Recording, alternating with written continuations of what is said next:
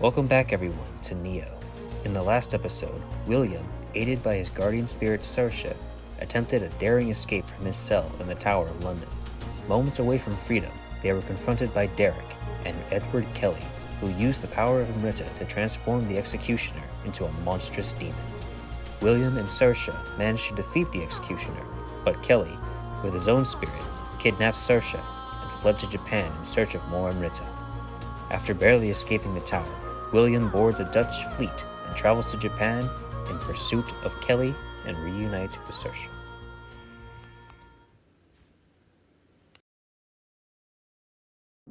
Before I begin my preparations for landfall, I leaf once more through that curious book I had chanced upon, recorded inside the memoirs of a sailor who had once paid visit to the land of Zipangu, or Japan. Precisely how this document wound up in the hold of this ship when its author clearly belonged to the crew of a different boat is beyond me, but here I am, poring over its pages all the same, and not for the first time this voyage, I might add. What fascinated me above all else were the memoir's many accounts of Japan's diverse armor and weaponry.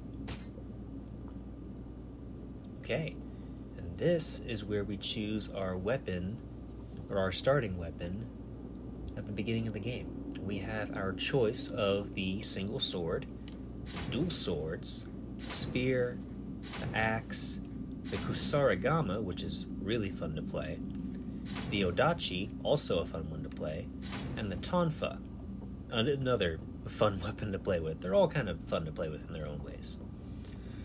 And you can see where it says attribute bonus. Depending on which weapon we pick, it will give us +1 in any of these attributes, or any of the attributes listed, sorry.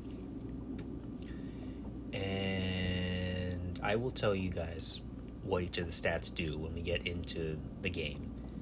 But for now, I'm going to choose the sword. And of course, as you know, we're not locked into any of our choices. We can switch between any weapon at any time, so long as we have them in our inventory.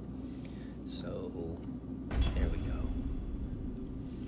The sailor from the memoir seems to have spent quite some time in Japan, and succeeded in keeping the company of samurai. He writes in detail of establishments in Japan called dojo, where people, including samurai, congregate for instruction in the martial disciplines. Just reading the sailor's vivid accounts, I feel as though I am there in the flesh, watching these warriors as they train.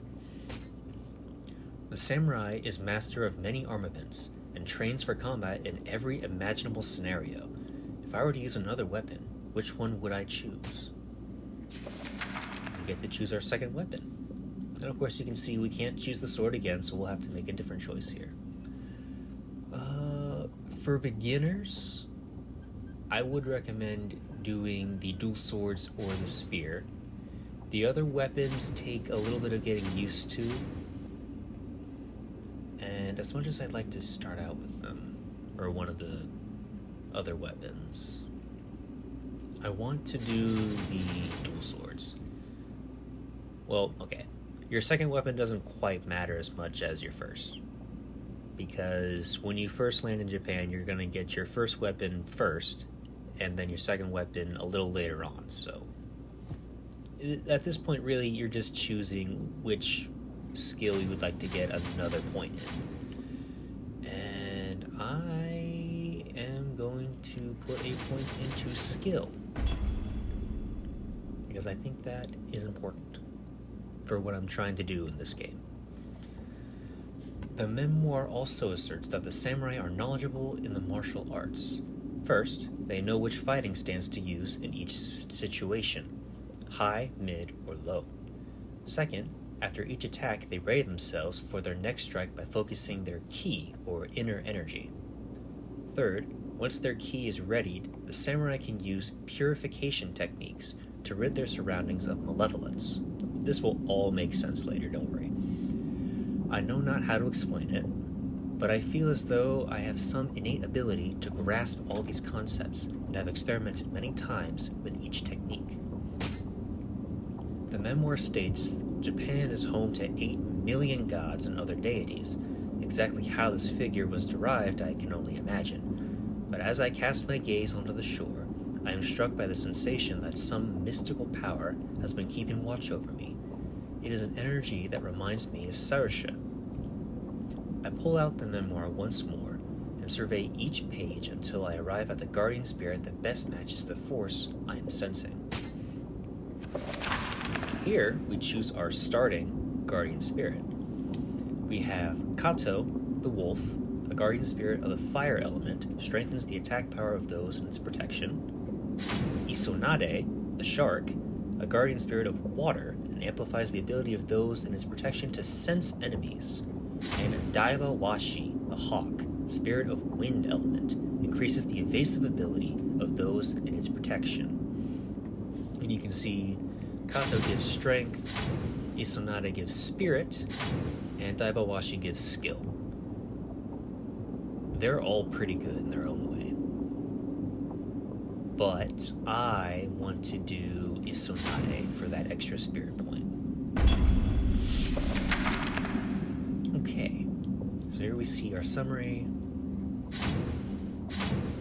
Cool. Let's get going.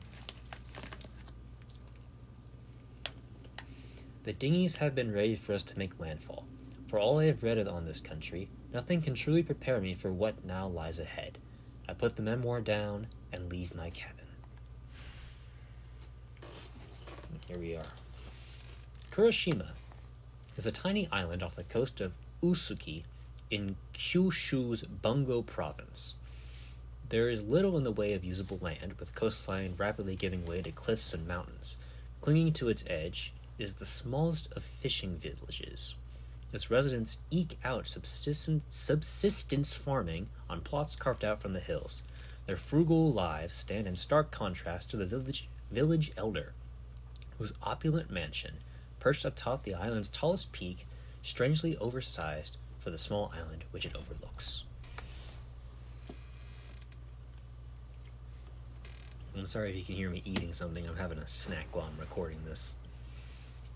And here we are.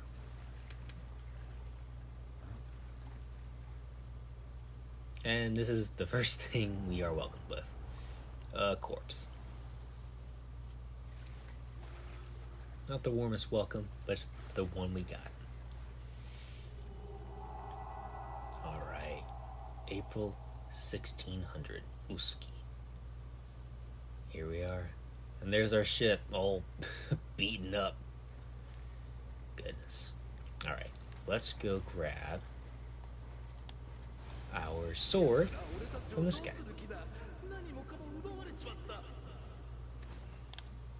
Sorry about it, I need this. Looting corpses. Let's equip that sword. Nice. Looks really nice, actually. Hold up. There we go. Nice. And this over here, this is the new shrine. The ones that we used in... Oh.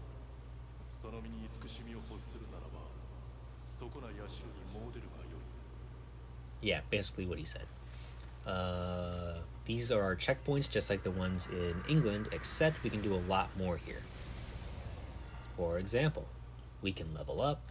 If we find more guardian spirits, we can change our guardian spirits. Making an offering, that's an interesting concept that we will come back to later. As well as boons, but here you can summon, basically, this is multiplayer. You can summon a friend to help you play the game. Right now we don't have any Emrita to level up, as you can see on the bottom right, so we're going to have to continue further before we can level up. And right over there is a bandit that we have to fight.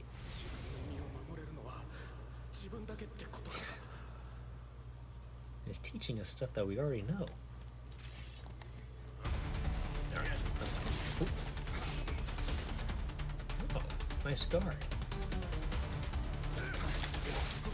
But I'm better, somehow. I'm better with a weapon that originates from your homeland. I don't know, man, skill issue. That's all I can see. Should have run faster. Maybe you should have. Alright.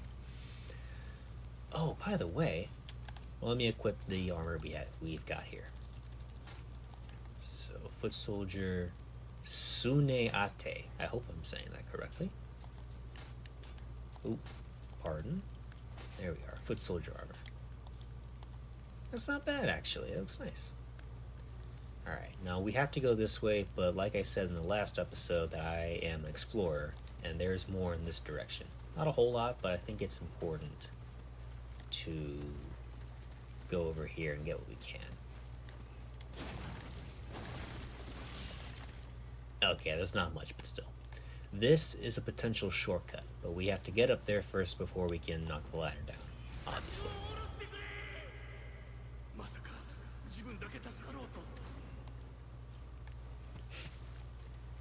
Well, that looks like a betrayal. Man, I always love how in games like this, the environment tells the story.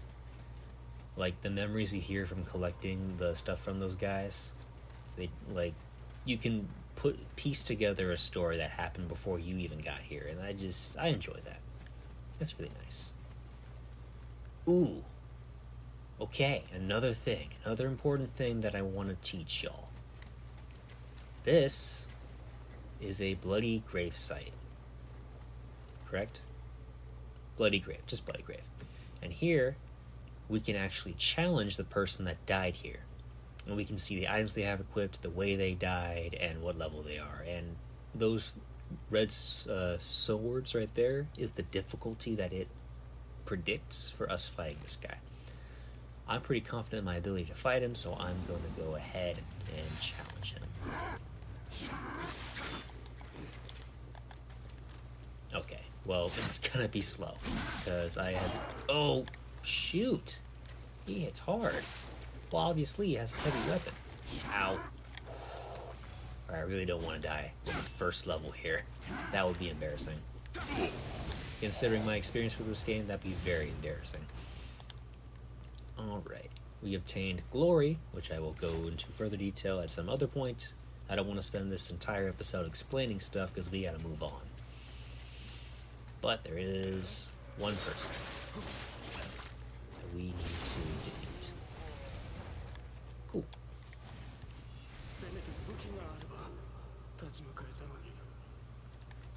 At least you have bracers that are now mine. Look at that.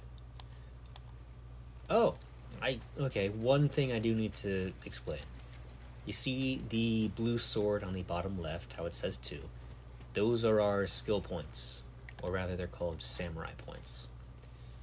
And we can put them into any of these skills we have here. And we have dedicated skill trees for different weapons. In this case we have sword, dual sword, spear, axe, kusarigama, odachi, tonfa, and we have our jutsus, ninjutsu, and onmyo magic. And we will get to that stuff at a later date too, trust me. This stuff is awesome. But when you're starting out, it's important to put your skills into... Not Swallow's Wing, that's a cool one too. But focus on key pulse focusing skills. For example, key pulse man.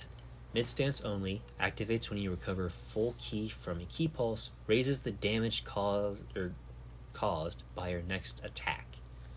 And then down here we have living water man, mid stance only, enables you to use key pulse even when dodging. That's the one that we have to get for all stances, high, mid, and low.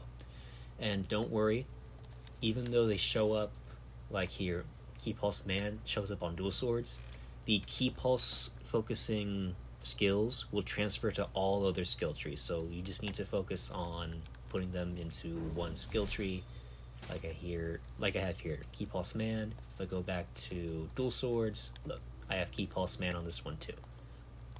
So we don't have to waste our skills. Oh shoot, I still have one left. Alright, let's put that on earth. When it says earth, man, and heaven, what that means is low, mid, and high stance respectively. Okay. Ooh, there's 2 guys. Of course, it's teaching us how to change target when we're locked on.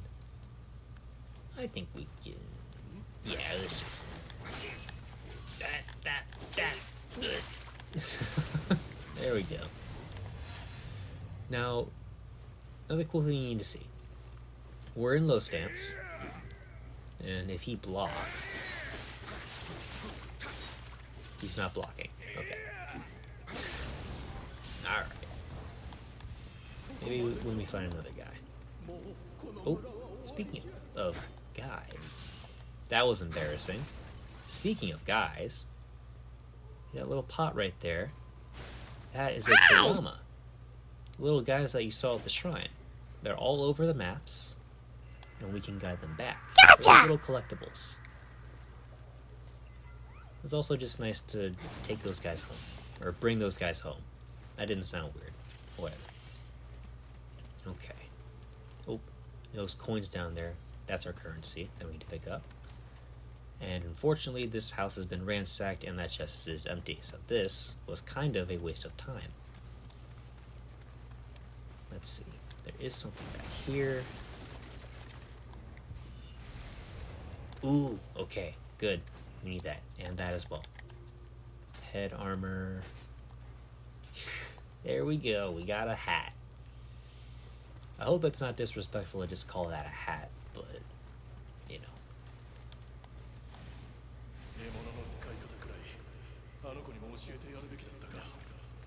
You know, we had a whole tutorial mission. They're still teaching us how to do stance changes and all the stuff they already taught us, but oh well. I don't know why he's holding him secure like that, but it's not gonna help him. There you go. You've been defeated. Should have done better. How cold of me. Okay, we do need to go down here because oh, I almost got hit by that.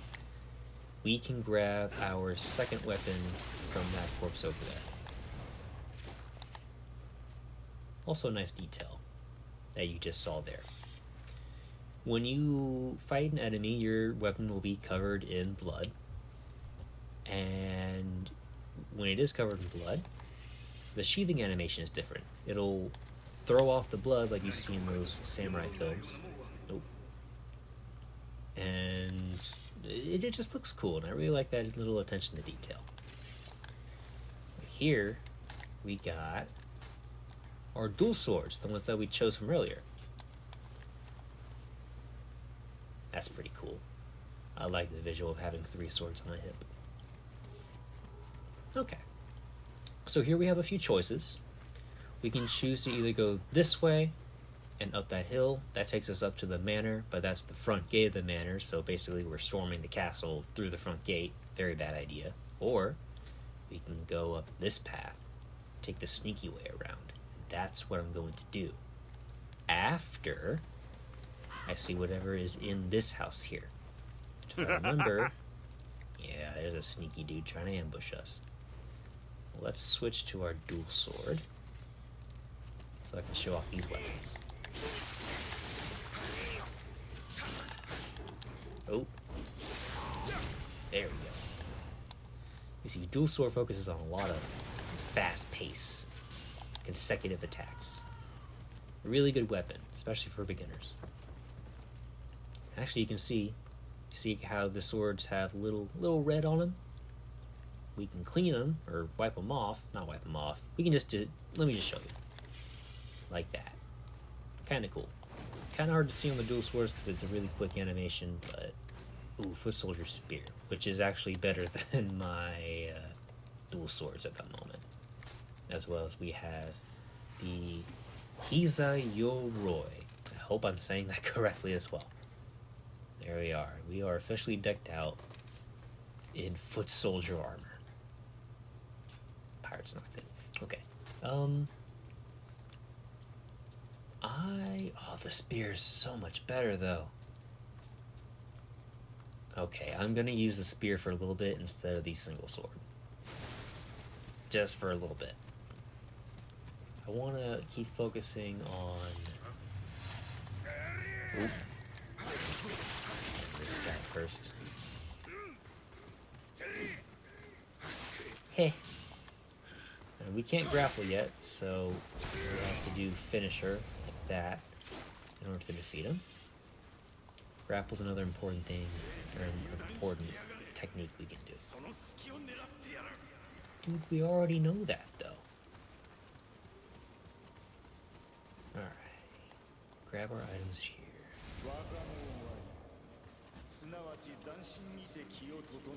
You know, I'm starting to wonder why they even added a tutorial mission if they're just going to teach you all the stuff here. Okay, so we don't want to go that direction, obviously. There are enemies there. It's actually 3 guys. 1 archer and then the other 2 on the ground. I wonder if they're just coming towards us. Hi. Let me just... Oh, you can see there. You see how our attack bounced off his block? So in different stances... Shoot, I almost got hit by that. So different stances have different, you know, levels of strength on the attack. So if he blocks again, I'll show you what happens when I hit him in high stance. Assuming he blocks. He's probably not going to block. He's going to be annoying. Oh. Okay, so you see how our weapon did not bounce off his block. High stance can not really go through blocks, but they can hit past a block. And as you saw, his key got heavily damaged by that. Brother, I know this. You've told me this. The game told me this. Whatever.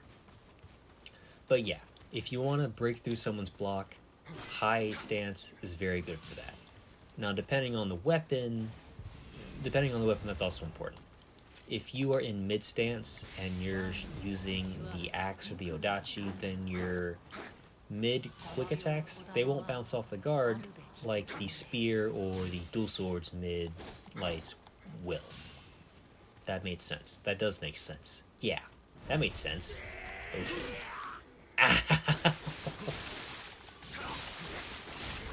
Owie.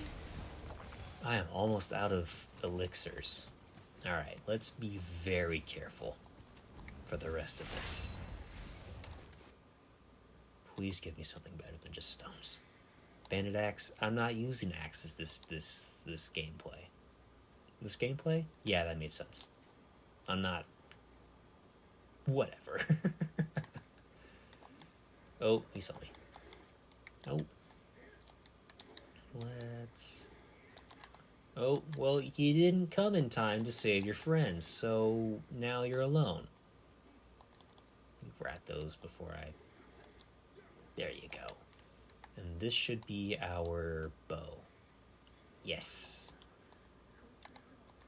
Let's equip that so we have that option. Wonderful. And this is not where we need to go, as you can see on our compass up there. On the edge, there's a little blip, little light up there. That's the where we need to go. But exploring is also an important thing to do in this game. See, look, I wouldn't have gotten a better spear if I hadn't done that. Never mind, the spear's trash. We're throwing that away. Oh, and here's our first yokai. These are dwellers. Oh, excuse me, I burped again. These are basically the zombies of the game. They are miners that died while on the job. Unfortunate, but seeing as they're evil now... Oh, that was a nice plunge attack. Ow. Okay, maybe not too bad of damage, but still. Disrespectful. Alright, so down here, if you remember those ladders from earlier... Oh, grab that.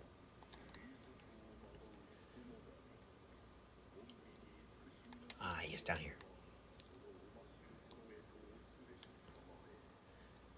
You remember, this is where we came from. This was the ladder that was pulled up.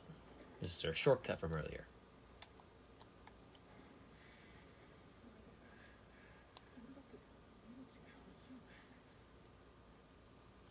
Exactly. Look, it's just... You see, the story picks up from here. Look, the guy down there is like, hey, bring us back the ladder, or we're gonna die. And then the guy on the top is like, oh, sorry, I don't want to die. Whatever. You get the idea. That's another dweller. I should actually lock on before I... Oh. Okay. if you saw that, and I'm assuming you did, there was like a white fog cloud thing around the dweller's hands. That indicates a grab attack. You cannot block those. It is far better to dodge those. Actually, dodging is the best option that you should always do in those situations. But this guy, he didn't dodge in time, and he got hit by me coming, plunging down like a meteorite. What do I even say? I'm having too much fun. There we go. Oh, Tonfa. Okay. Yeah, I can show off the Tonfa a little bit. Actually, I think I can show off the Tonfa more instead of the spear. Okay, Omamori Charm. We have accessories down here. We can have 2. And this is our first. And our armor. Okay, that's fine. Rosewood. Okay, so I'm not too upset by the fact that the attack is low. Weapons that hit faster tend to have lower damage, of course. And weapons like the axe that are slower have a lot more attack, as you can see. Okay. Ooh. I'm going to use the Tonfa instead of the spear. I'm going to use those for a little bit. And I believe up here... Yes. Back to our shrine. Or a shrine, rather.